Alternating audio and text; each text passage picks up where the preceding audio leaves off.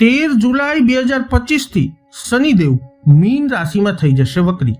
તો તમારી રાશિ પર વક્રી શનિદેવનો આગામી દિવસોમાં કેવો રહેશે પ્રભાવ, આ વિડીયોમાં આપણે ચર્ચા કરીશું મેષ, વૃષભ, મિથુન તથા કર્ક રાશિના જાતકોની।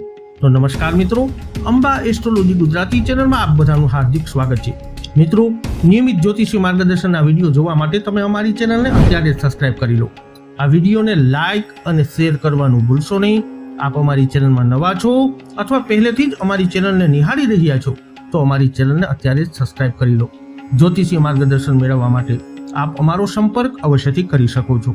મિત્રો, ન્યાયાધીશ શનિ ગ્રહનું ગોચર લગભગ 2.5 વર્ષ સુધી એક રાશિમાં હોવાને કારણે સૌથી વધારે લાંબા સમય સુધી એક રાશિમાં ગોચર શનિદેવ કરે છે, જેનો પ્રભાવ બધા જ લોકો ઉપર પડે છે।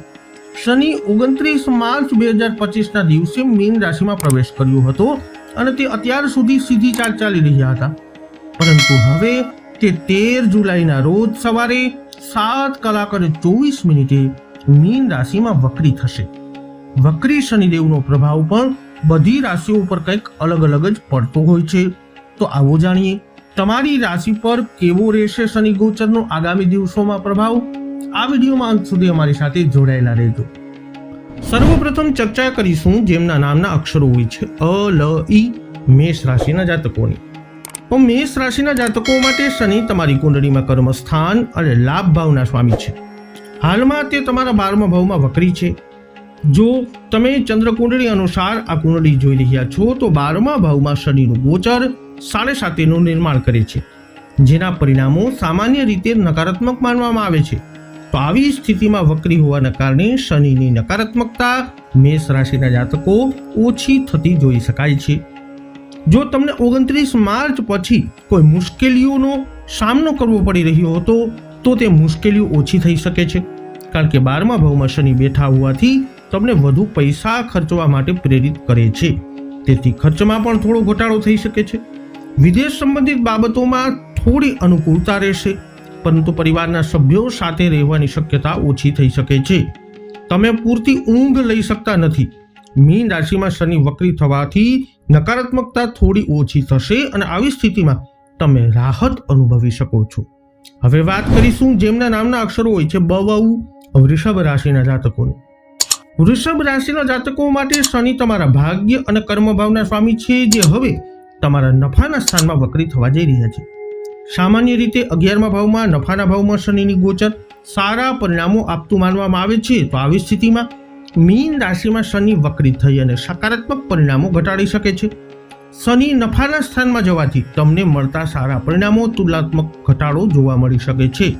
આ સમય દરમિયાન તમને સારા પરિણામો મળતા રહેશે, પરંતુ પહેલાની સરખામણીમાં તેમાં થોડો ઘટાડો થઈ શકે છે, કારણ કે નફાના સ્થાનમાં શનિનું ગોચર વિવિધ માધ્યમો દ્વારા લાભ લાવતું માનવામાં આવે છે, તેથી તમને લાભ મળતા રહેશે, પરંતુ તમને ઈચ્છિત સમય લાભ નહીં મળે। જે સમયે તમે લાભ મેળવવાની અપેક્ષા રાખો છો તેમાં વધુ સમય લાગી શકે છે। જો તમારું સ્વાસ્થ્ય પહેલેથી જ ખરાબ હતું અને શનિ 11મા સ્થાનમાં ગયા પછી સ્વાસ્થ્ય સારું થઈ ગયું હોય તો હવે ફરીથી સ્વાસ્થ્ય પ્રત્યે સાવધાન રહેવું જરૂરી છે।